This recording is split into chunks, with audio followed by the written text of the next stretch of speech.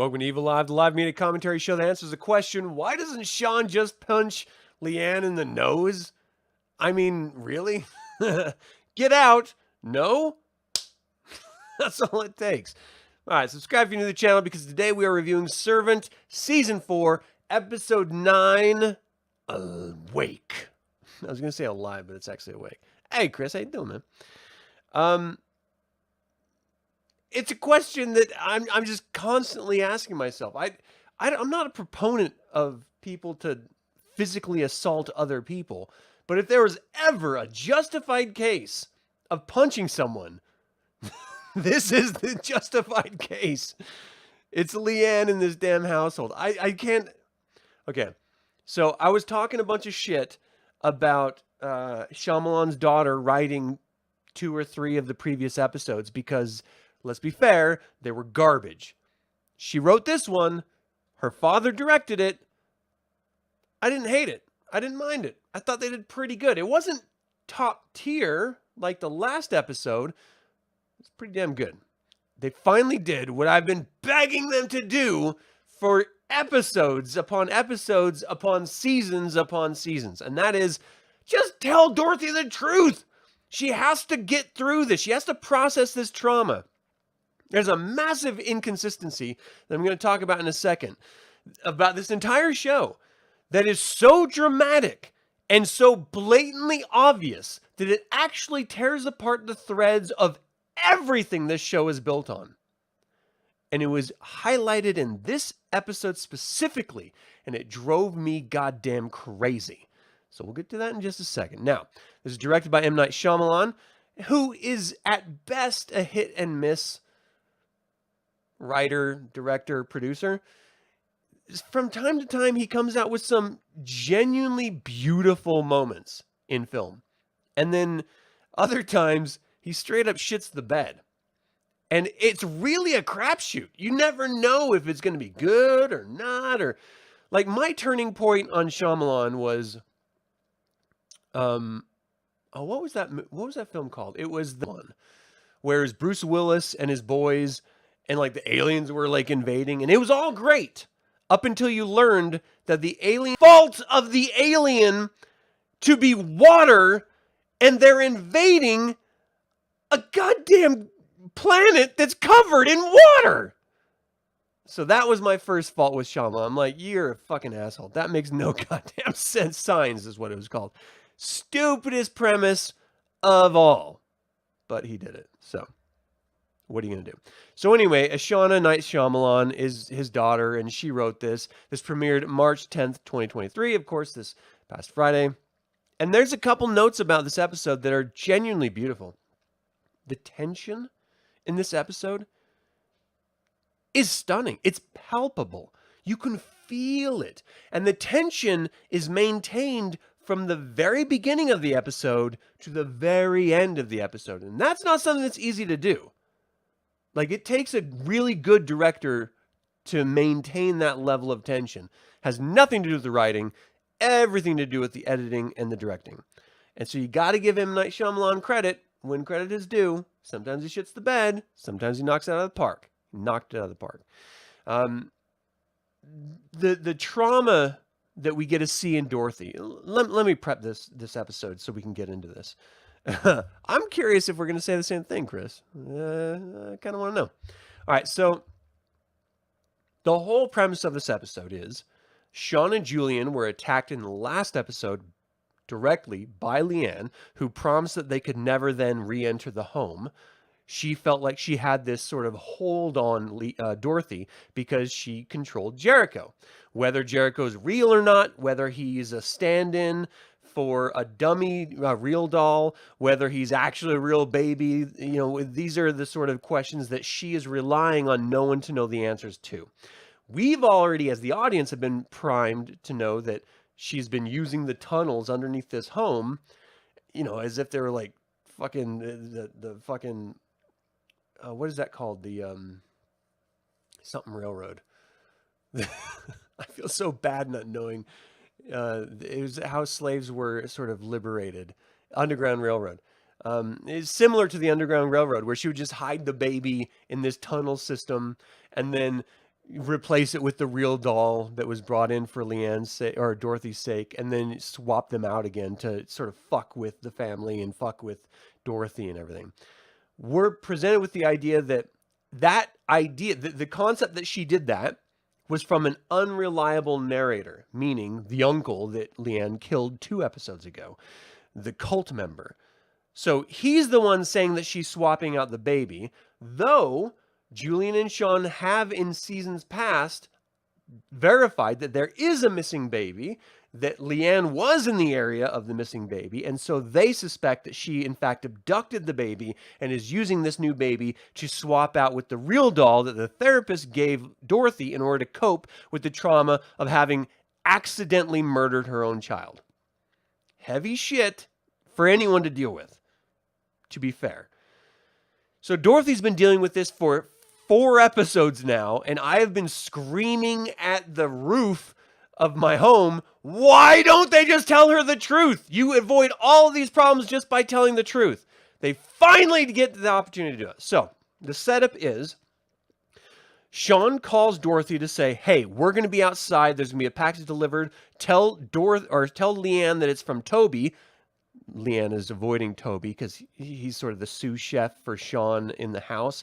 And they had a little fling in early seasons, and they sort of turned south when Leanne decided to latch on to Julian, Dorothy's brother, to try to maintain control of this house family structure that she so desperately wants and so desperately works actively against. Again, fault in the writing. So then we get Dorothy saying, yeah, of course, whatever, we need to talk. We need to have the conversation. What the hell happened? She's in the dark. She was up in her room when all the shit went down last episode. So she doesn't fully understand the reality of what's happening, though she does understand that Leanne's a creepy fucking person. And we got to see that beautifully in this episode. I thought the way they portrayed Leanne in this episode was perfectly on par. She's an omnipresent force. She doesn't overtly affect you. They've set her up to be this sort of devil, the Faustian bargain or antagonist. And she played that role in this episode beautifully, I thought. Really, really well done. She's present. She's menacing. She doesn't really do anything. She's just there. She's hoping that she can sort of turn Dorothy's opinion of her around, though it's a fool's errand. And she's hoping that she's going to be able to maintain this sensibility of a family that doesn't even exist. So Leanne is operating on some insane level that no one else exists in.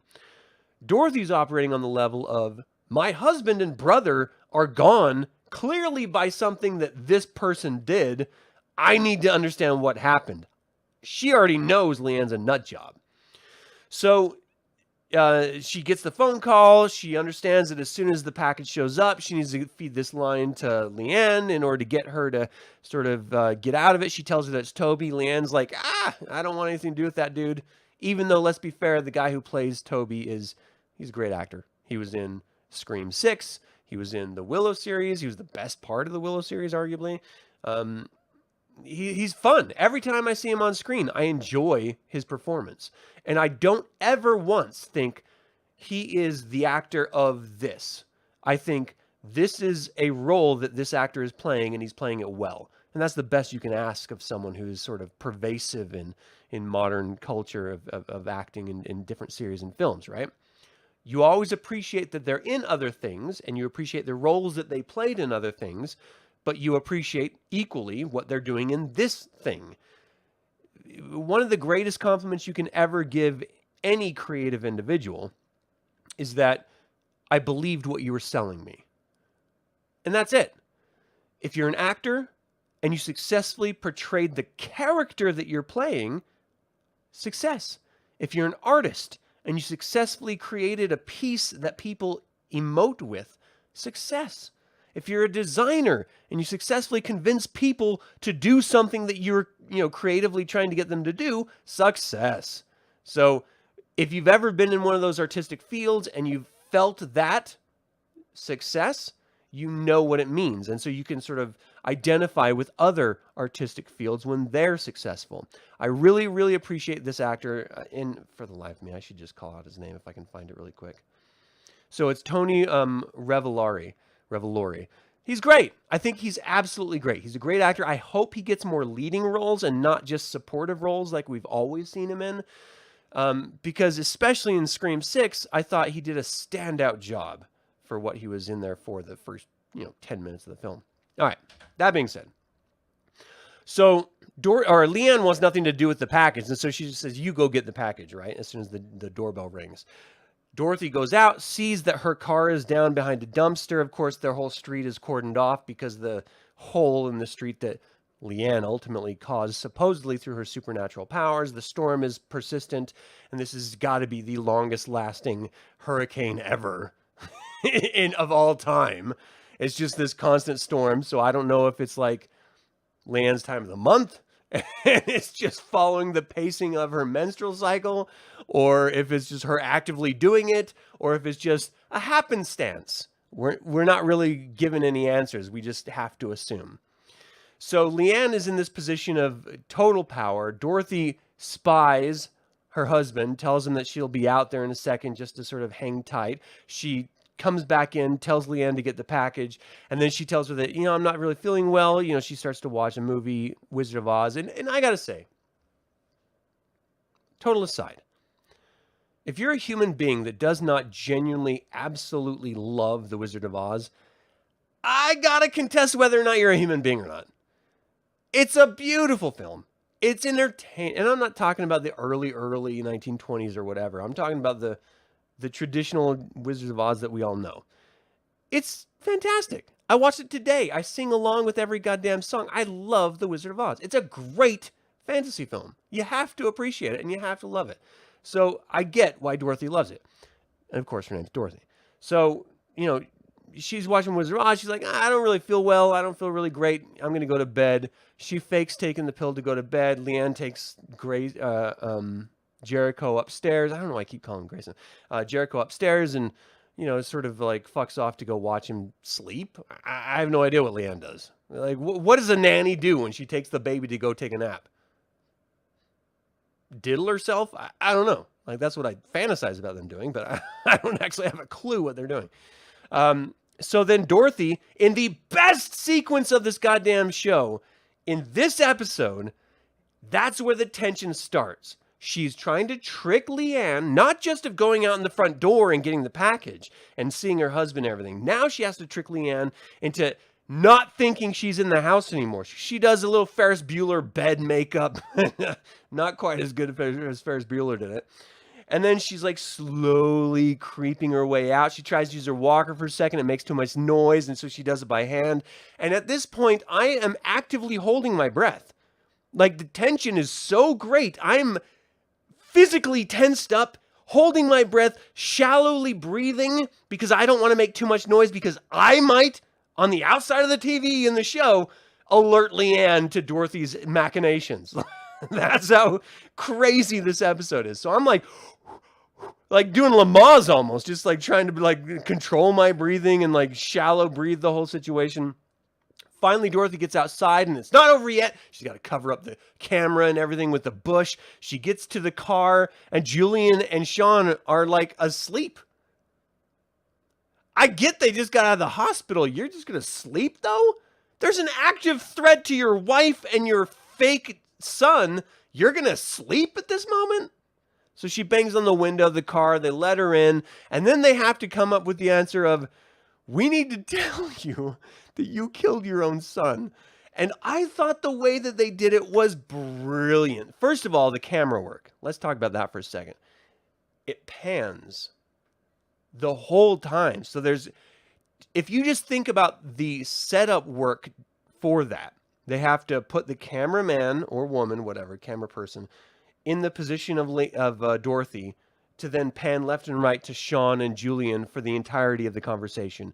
And then put the camera person in the passenger sort of like glove compartment position to get that view of each of it. So they had to do this exact same scene over and over and over again from different set up perspectives.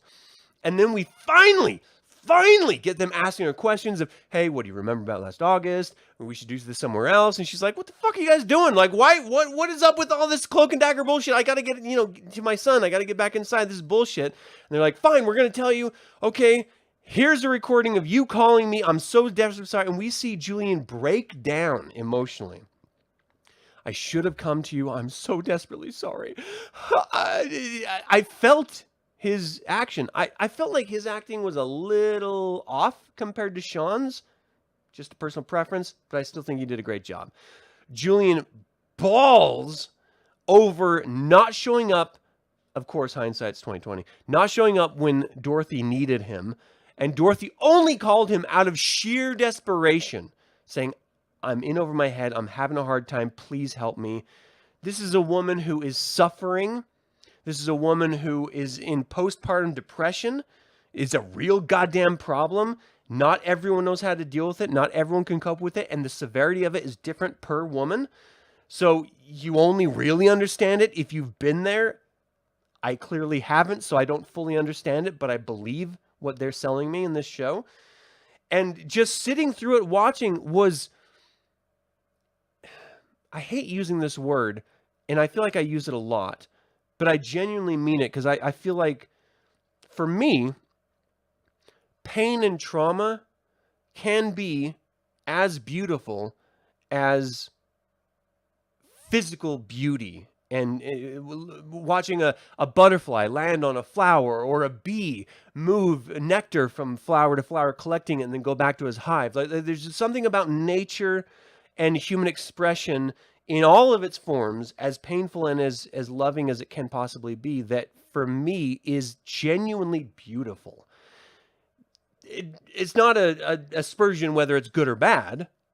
It's just beautiful to see it because it's true, it's honest, it's real. That's beauty to me. Honesty, reality. And so when I see her reaction and the goddamn camera work of her being told that she killed her son and her having the flashback and the camera work is doing this really great fisheye lens sort of expression where it opens up at first and then it zooms slowly into her. So it's doing this like sort of double motion action. It's a little disorienting as you're watching. You're like, this feels a little bit strange and weird, but it feeds beautifully into the drama of the moment as she is then recalling the police officers confronting her about her son and her statuesque shock and just post-traumatic stress, genuinely like shell shock of the event itself. And then them apologizing to her and taking the goddamn corpse away. The whole time I was watching this with my wife, I was just saying like a crazy person over and over again, don't show me the baby. I don't want to see the baby. Don't show me the baby. I can't handle the baby. Don't show me the goddamn baby. I don't want to see Jericho dead. I cannot emotionally handle at this point seeing a dead fucking baby. I got 2 kids. I think babies can be very ugly and they can be very beautiful, but I don't want to see a dead baby. I cannot emotionally handle a dead baby. I don't care what state I am emotionally in. I don't care what stage in life I am. Seeing a dead baby is a bridge too far for me. I don't want to ever see it. And I was afraid that they were going to show it. The strength of this goddamn series, they never once showed it. They showed a draped over form, but they didn't show dead Jericho. And here's the deal. If this was Train Spotting by Danny Boyle, with Ewan McGregor coming out of his heroin fever dreams, screaming, staring up at his ceiling, the dead baby would have worked. But showing Leanne comatose on her feet, seeing a dead baby would not have worked. So kudos to the directors and the cinematographers for making the decision not to show a dead baby. I personally couldn't have handled it. It would have been too much. You didn't need it, and they restrained. But that's the strength of this show, is the selective taking away and providing a visual stimulus and sort of the art of props in the series. You don't have to show something to give you the impact of that something. Restraint can be really, really genuinely stunning. And so they don't show you the baby, but they show you a form being taken away so you know that's the baby. And that's enough devastation for my personal fucking sensibilities to handle. And then we snap back to just her mouth. It's like the camera zooming into her mouth, and then we switch to now, not reflection anymore, and she just gives this scream. Now, first of all, I love the actress. I want to call her out because she's great. Lauren Ambrose. She's fucking phenomenal. I love her as an actress. I'm a Scream Queen fan. I love someone who can really deliver a scream. I didn't believe the scream. In the moment, it just didn't really land with me. I accepted that and I moved past it. She freaks out, and the next part is brilliant. She is lashing out. She doesn't know how to react. She killed her son, and it's all flooding back into her emotionally. She's kicking with her feet, breaking the window. She's elbowing her husband, Sean, in the face. She reaches out to Julie and her brother and rakes his face with her nails. She smashes the baby monitor because she's hearing the crying Jericho that she knows is already dead.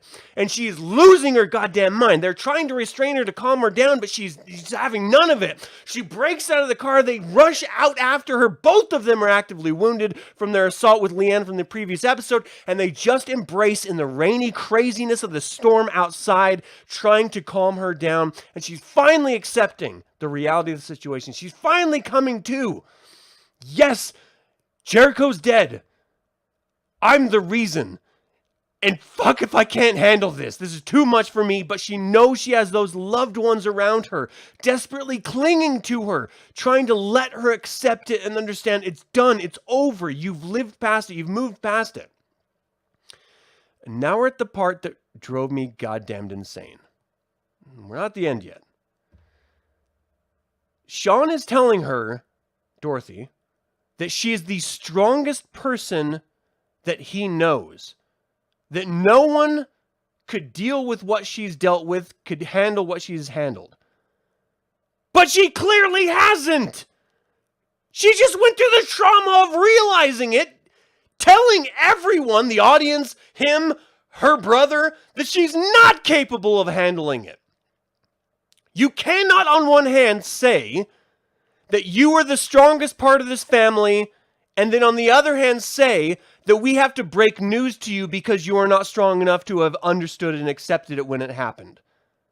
You don't get both sides of that coin. You're either strong or you're not strong. They treated her this whole season as if she's too weak and too fragile to deal with the honest truth of what happened. And now at the end they're saying, you're the only person that could handle this. You're so strong. You're the linchpin of this entire family. It doesn't mesh up. It doesn't make any goddamn sense. You are or you are not. You're not both. It's just, that's the inconsistency that drove me insane. And it really landed in this particular episode. You can't say that she's the strongest part of the family while she's actively shutting out reality that she was personally involved with. If she was strong enough to deal with it, she would have accepted what happened. But she isn't, so she shut it off, so you had to show her. If she was the strongest part of your family, there would be no show. There would be no servant. There would be no place for the show. So don't say that that's what she is, because she is not. All right, so you landed the exact same place that I did. It's crazy, right? It drives me nuts. You don't have to add that in, because as soon as you do, you lose the audience. I was 100% eating every single scene you were feeding me up until the car, and Sean, said that. And then I was like, wait a second. Whoa here, Tiger. If she really is the strongest person, this scene wouldn't be happening. So, clearly you're stronger than she is. Julian's stronger than she is. Literally everyone in her life, her father, her fake-ass father's wife, the new mother, the second wife, the second mother of these people. It's all bullshit. Everyone's been lying to her because she's too strong? Get the fuck out of here. Get the fuck out of here. Bad writing. Shyamalan, that's your daughter. That's her fault. All right. Anyway, we can move past. Then we got this really great sort of devil on your left, angel on your right moment. The trope, I was introduced to it like with the silent version of Tom and Jerry when I was a little kid. Arguably the best cartoon on Saturday morning cartoons ever. Tom and Jerry was beautiful. You got a little bit of jazz music, you got silent acting, you got comedy, you got this crazy mammy that's trying to hit these fucking rodents with her fucking broom. Tom and Jerry was great. 100%. I love it. To this day, I still reflect fondly on it. But that's where I first got this sort of like, you know, angel and devil on your shoulders, whispering in your ear, convincing you of things. I've taken it to various levels in my life as an adult, but I've always loved the trope. But in this particular case, we literally have Sean on Dorothy's right. You know what? I'm straight up lying. It's the audience's right, not Dorothy's right. I think what they're trying to do is the devil on your left, angel on your right trope, but they're doing it from the audience's perspective, which shifts it all. So I don't know if it's their fault or if I'm reading too much into it now that I'm thinking about it. This is crazy because I just watched it too and I got it totally wrong. But my impression is that they were trying to do the angel and demon right and left. So Sean, from the audience's perspective, is on the right. Leanne, from the audience's perspective, is on the left. And the devil is always on the left because he's sort of left-hand path evil. Right, as in literally justified right. You know, the idea of being correct right is the angels. And so you have Sean on one side saying Leanne is a monster. She's a fucking liar. She's been manipulating you and us this whole time. We need to throw her out. And on the left, you have the devil, i.e. Leanne, saying, I can get you your son back. All you have to do is reject Julian and Sean, and you, me, and Jericho can live forever. You said you would do anything for Jericho. And Dorothy in the middle is suffering from the trauma of finally realizing the tragedy of what she's accepted, that she participated in, of her son dying. She's finally sort of flooded with all of these emotions and moments and craziness. She's not in a position to rationally cope or, rationalize or even process what she has gone through at this point. She is just emotionally reacting. And so you see her, and again, tribute to the actress. I thought this was her best performance of this entire series thus far. And in my opinion, that's saying a lot. I thought she did a great job of just being shocked and unable to process and cope. And she's got her husband saying Leanne's a fucking liar. And she knows internally Leanne is a goddamn monster. But her son, she knows she fucking killed him. Not directly. Yes, indirectly. It's not, I mean, it's her fault by situation, but she did not mean it. And she knows she's been living with him. She knows the warmth of his little... If you've ever held a baby, you know what it means to have that connection with another living entity and to protect it and want nothing more than just to nurture it and be around it and to kiss it and hug it and love it. And it's a lie. But is the lie good enough? Is it enough?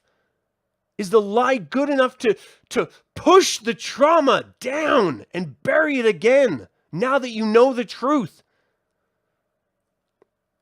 And I don't know what she's going to say. That's the worst part. This is the best devil moment ever because Leanne is nose to nose with Dorothy. All you have to do is say yes. Your son is back. The problems with your husband are gone. The problems with your brother are gone. It's you and me and Jericho. You know what love is. You know what protection is. You can have it all. Just say yes. And I don't know what I know what I want her to say. I know what I would do if I was in her place or Sean's place or Julian's place. I would throttle the shit out of Leanne. I've always been a person that has never, I don't believe that this sounds really sort of reductive and stupid. I was always taught never to hit a woman unless she hits you like a man. I know how that sounds, but that's what I was always raised as. And so I genuinely believe, like, look, if someone's going to go toes with you, you need to go toes, but you don't just fucking strike someone. Like, you just don't do that. Whether it's a man or a woman, you just don't hit people. You're a grown up. You don't do that. I would hit Leanne. If I was Sean, because he had moments, he was like, Leanne, get out. That's enough. Leave this house. But he didn't follow through, and she continued to press it. If I was Sean, I would have punched her in the face. I'm not proud of it. I'm not celebrating it, but I would have fucking done it. I would 100% have punched that girl in the face.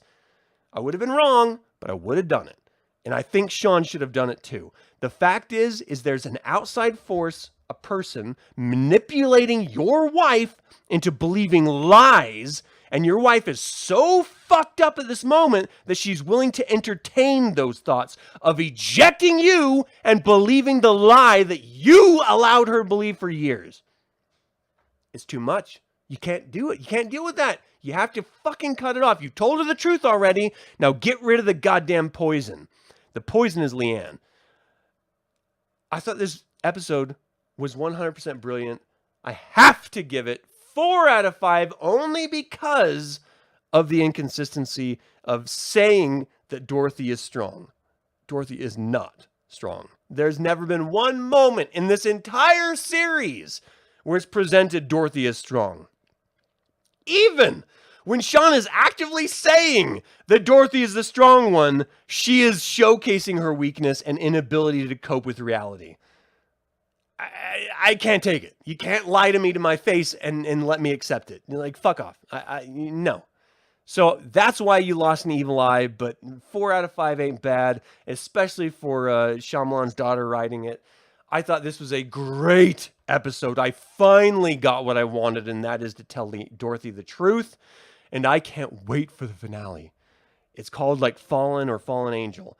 I can't wait to find out what happens. Is it going to end with Leanne dying? Is it going to end with Dorothy dying? Is it going to end with Jericho, the baby, being killed again? And everyone has to relive with it.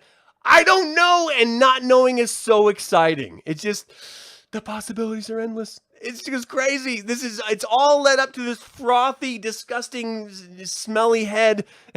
I can't wait to find out. Oh, it's so good. So they just edited it to have the conversation about the reveal. It would have worked so much better. I totally agree with you. 100% agree with you. There's no reason to add that one element that strikes discord in the viewing audience. You could have had us 100% on the hook the entire episode. If you just remove that one line, you wouldn't even have to like edit the film or the series episode more than like a fraction of a second. And it would have resolved so many problems that I personally had with it. Because it's literally just the one line. Mute it out. Just have Sean doing like a abdi, abdi, abdi, that's all folk with his mouth. And I'm still okay with it. I don't need to hear it. Don't lie to my fucking face and expect me to eat it. I'm not going to eat your lies. Like, I'm not an idiot, you know? So, anyway, brilliant episode. I'm so glad they finally got the truth. I loved the reaction, not just of Dorothy, but her brother and her husband. The idea that they were physically assaulted by Dorothy and still went after her, and in the middle of a goddamn storm are just embracing her, showing her that they love her, that they're there for her. Something that Leanne would never do. It leads me to believe that Dorothy's going to say no. But they wouldn't have a 37x minute episode if she says no. So I suspect she's going to say yes, and then they're all going to work to actively work against Leanne. I mean, ultimately, Dorothy's not a fucking idiot. She's just traumatized. You can still process reality through trauma without fully accepting the trauma. She's been doing it for years. So that's what I want. That's totally what I want. I want her to just focus on her family, like husband and brother and father and etc. Accept that her son is dead. The beautiful baby that she's been taking care of. Yes, it's an innocent. It is a baby. It's not hers. find the real parents, deal with them, and maybe kick the shit out of Leanne for lying so much and abusing you emotionally and physically in your family. I'm not. Well, apparently I am a violent person. Um, I think Leanne deserves what we saw in American History X, and that's a good curbing. I would never say that about anyone in life, but Leanne has abused her station and abused the people around her so much. She deserves to put her mouth on a curb and to have someone stomp their foot on the back of her head. That's how I feel. So, good or bad, whatever, that's what I want. All right. Thank you guys so much for tuning in. I don't expect you to agree with that very violent and grotesque imagery, but I do appreciate you tuning into the review. Thanks so much for letting me know what you thought. And of course, if you're not watching this live, let us know in the comments. Did this episode land for you? Did the reveal of reality to Dorothy work for you? Let us know in the comments below. Have a fantastic week. Only one more episode of this season left, and I can't wait. So, always remember the evil spelled backwards is live. Get out there. Watch The Last of Us finale tonight, and be evil.